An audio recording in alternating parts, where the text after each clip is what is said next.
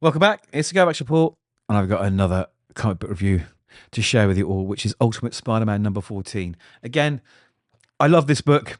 People are divided with it because there's not enough Spidey in it, but it works. For me, it works. It absolutely does. I'm totally connected to all the characters.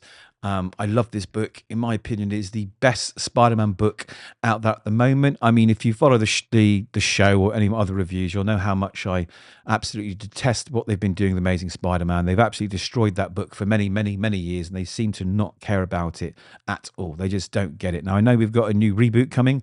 I say reboot, it's a continuation, but the new creative team on there, I think it's Jed Kelly on writing duties, and I am not hopeful at all. So for my Spidey fix every month, this is the book I look to. It is slow paced, I will agree, but it's at a slow pace that for me makes this book much more intriguing, much more thrilling, and I absolutely love it. Okay, so let's jump straight in.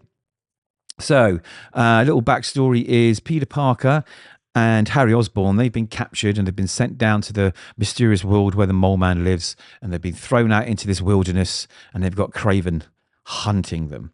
So that's the backstory to where we are now. They've been missing for months. Nobody knows where it is. And in the meantime, Peter's son Richard has been wearing the symbiotic spider suit and sort of keeping up appearances, let's just say.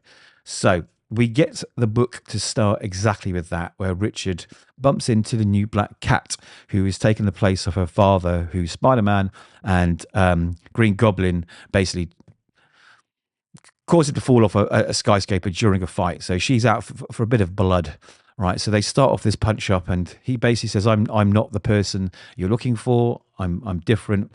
And it turns out, obviously, it's 15, 16-year-old Richard Parker, and she is like 17 years old, Black Cat, and they tend to hit it off, which is nice. A little bit of a nod to the past books where Black Cat and Spider-Man have had maybe something going on between them. So it's nice that they've sort of brought in something from the Amazing Spider-Man book here, and it's done really, really well. They start a little friendship by the looks of it. I'd like to see how that blossoms. I think it's really, really, really good. And then back to the Savage Land, as it's called, where the Mole Man rules.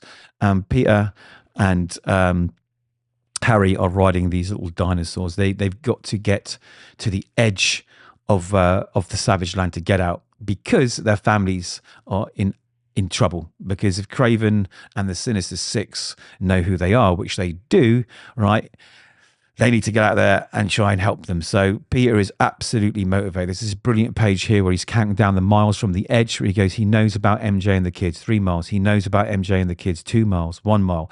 And he keeps repeating it. And I love what they've done with that one page, because it really brings you into Peter's mindset. He is absolutely terrified for them, and his mission is, I've got to get there. I've got to save them. It's really, really well done. This whole book, from the first issue to the last page of this, you really are on the edge of your seat. You are connected to these characters. You actually care, and you don't get that with a lot of modern Marvel stuff at the moment. I mean, again, it's not going to turn into a rant about other books, but if you pick up Daredevil, you pick up some of these other Captain America as well, main books, they are terrible. They've just been injected with ideology and bad stories and creators that lost their touch, and they're so disconnected from the character. But for some reason they sell. Maybe that's down to the 300 variants that they put out for every issue. But anyway, I digress. Back to Ultimate Spider-Man, which is first class. So we're treated to some action. Craven's watching them, but he's trying to obviously kill them, because they're like the ultimate hunt. And then unexpectedly, Mole Man pops up, because Mole Man has some ulterior motives and he wants to help them. All right, I think he feels like he's been forced for this thing to play out in his Savage Land. He doesn't like it, and he's got a plan. He's got a plan that maybe isn't in tune with what Fisk and the Sinister Six have. So he says, listen, come with me. I'll show you a way out. And, they start traveling to this exit so they can get out of this Savage Land. And Mysterio pops up. So he's in league with Mysterio here. And they talk about their own plans and everything else. But it's not really revealed what's going on between those two. So that's another little mystery that's starting to be sown, and I absolutely love it.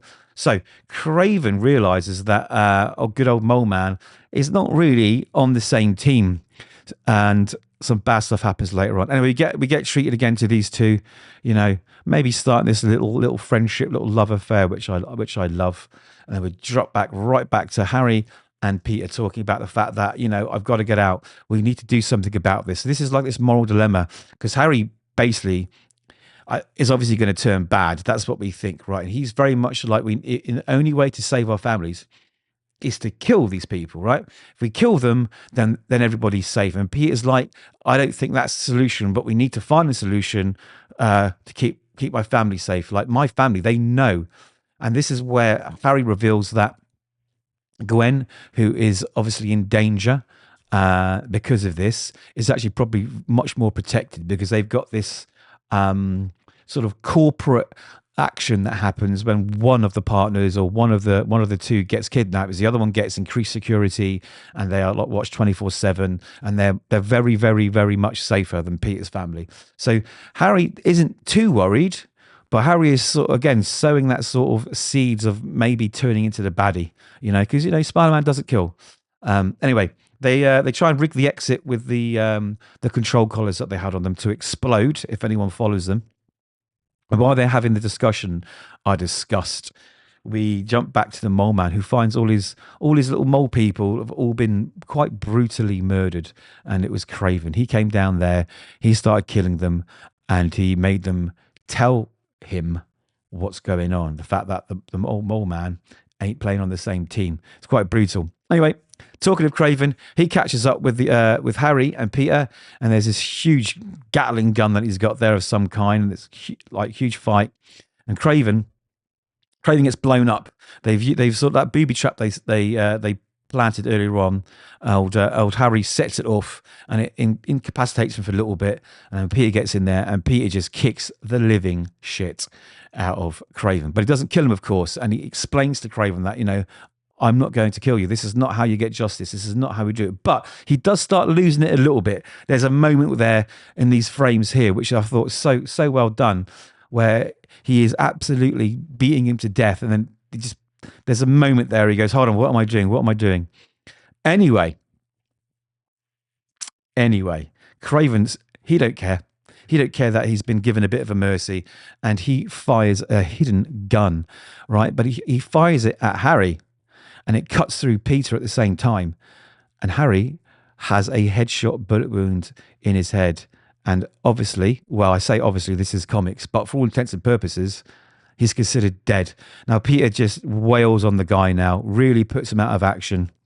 And before Peter can escape, he has a little tete-a-tete with the Mysterio to say, listen, your goals are aligning with mine. You know, play ball and we're going to get on, because you don't want me on your bad side. Anyway, later, Peter finally gets home to MJ. And this is quite an emotional scene here. He's bleeding out, and he's saying, I'm sorry, I've let you down. You really feel this guy's guilt and like, I don't know, his shame, you know, that he feels like he's put his family in danger, the thing he promised never to do, right? And he's absolutely mortified by it. And obviously Mary Jane's terrified, and she says, what do we do? He goes, we run. And that's how the book ends. I mean, what a roller coaster. This is how you write Spider-Man. And guess what? He wasn't in the suit once, which people hate, but I love, you know, because like Spider-Man is Peter Parker. Peter Parker is Spider-Man, so whether he's in the suit or out, right? You need to love him. And I love him. Right. And what this means is that if I love Peter Parker out of the suit as much as I do, when I see him in the suit, I'm going to love it even more, because I understand what's going through his brain. You know, what he's fighting for when he's in that suit, what he's putting out there, what is at risk. And I can't fault this book. Absolutely brilliant. I absolutely love it. I recommend, if you haven't got on board, you get on board. And I'm going to say this is probably my favorite book of the week so far. So that's it. Ultimate Spider-Man number 14. Jonathan Hickman and Checchetto on art, which I must say, before I go, is just beautiful. Look at this. We do not get this in the main run Spider-Man book in any of recent times. Look at this. Look how beautiful this art is. My hat's off to you as well. Thank you very much. Those are my thoughts. Let me know yours, and hopefully I'll catch you in the next one.